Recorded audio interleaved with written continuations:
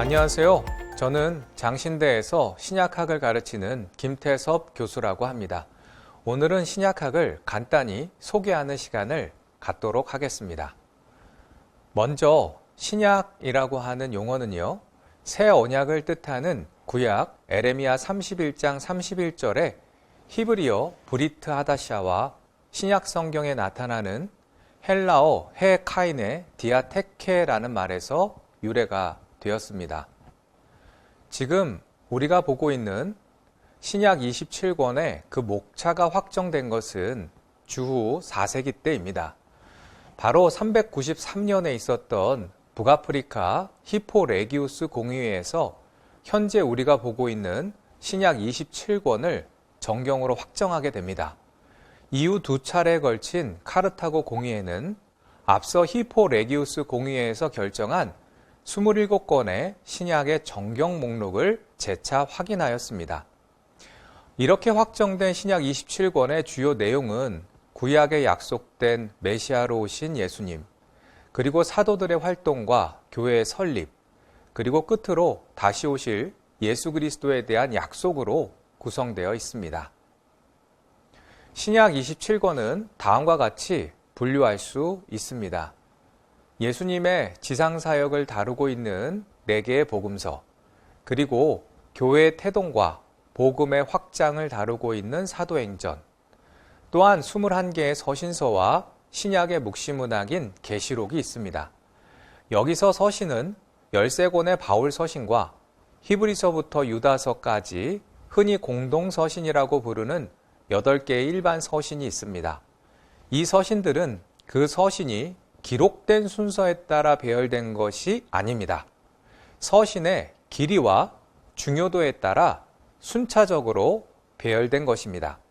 그러니까 예를 들어서 바울 서신 가운데 로마서가 맨 먼저 등장하는 이유는 로마서가 가장 먼저 기록되었기 때문이 아니라 바울 서신들 가운데 로마서가 가장 길고 중요한 서신이기 때문입니다.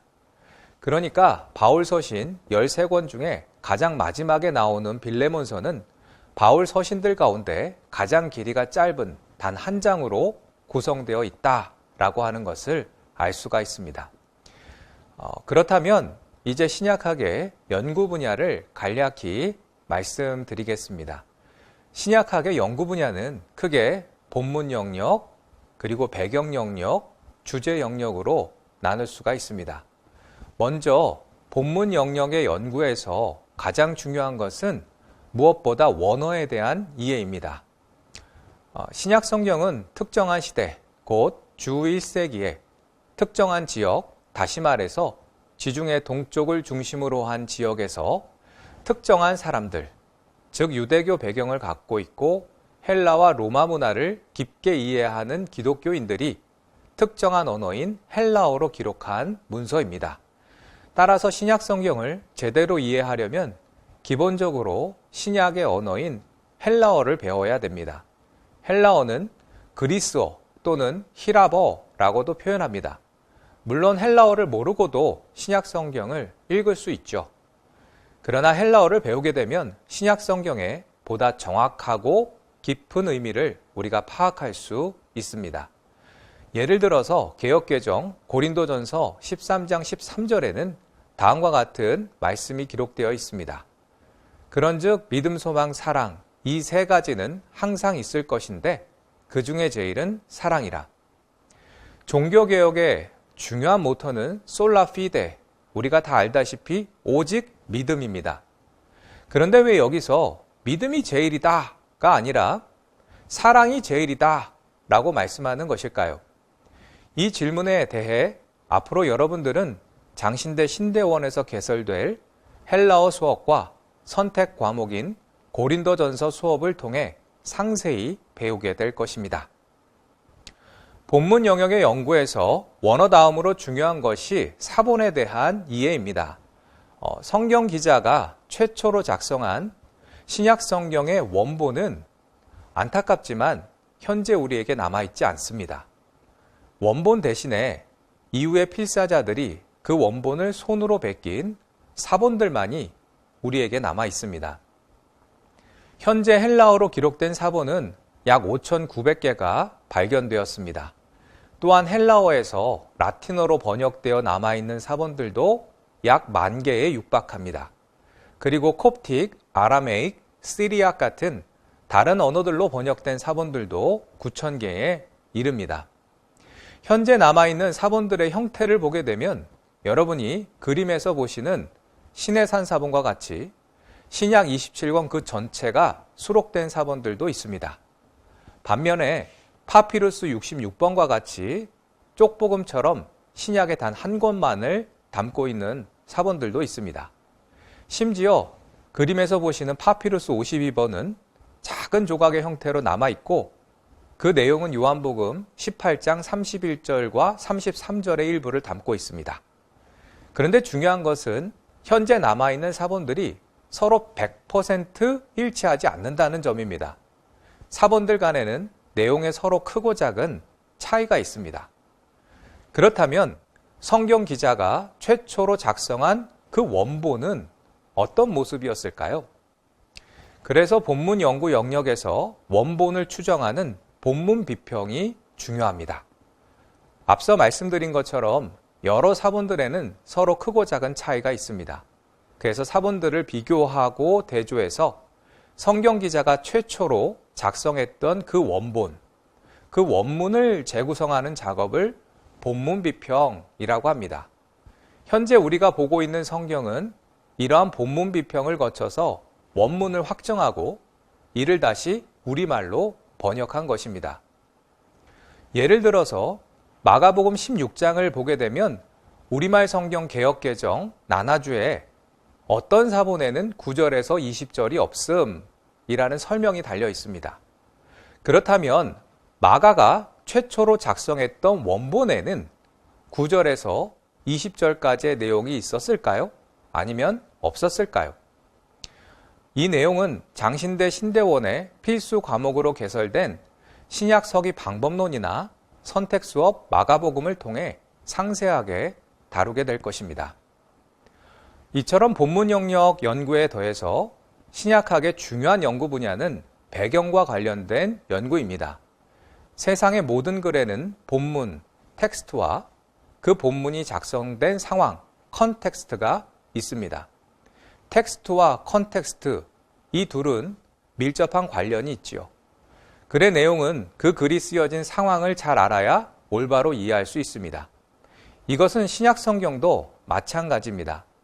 본문의 배경을 알면 본문의 의미를 정확하게 파악하는 데 도움이 됩니다. 예를 들어 누가복음 2장 6절에서 7절은 다음과 같은 말씀이 있습니다. 거기 있을 그때에 해산할 날이 차서 첫 아들을 낳아 강보로 싸서 구유에 뉘었으니 이는 여관에 있을 곳이 없음이러라. 여기서 구유라는 말과 여관이라는 말 우리가 살펴볼 필요가 있습니다. 먼저 구유라고 하면 우리는 흔히 나무로 제작된 구유에 볏짚이 수북히 쌓인 이런 여물통을 생각하기가 쉽습니다. 그러나 화면을 보시면 예수님 시대 팔레스타인 지역의 유대인들이 당시에 사용했던 구유는 나무가 아니라 이렇게 돌로 제작된 구유였습니다. 당시 유대인들은 왜 나무가 아닌 이렇게 무겁고 다루기 힘든 돌로 구유를 제작했을까요?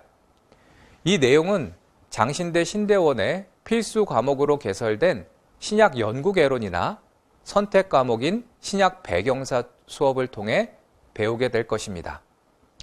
또한 이 구절에서 중요한 것은 여관이라고 번역된 단어입니다.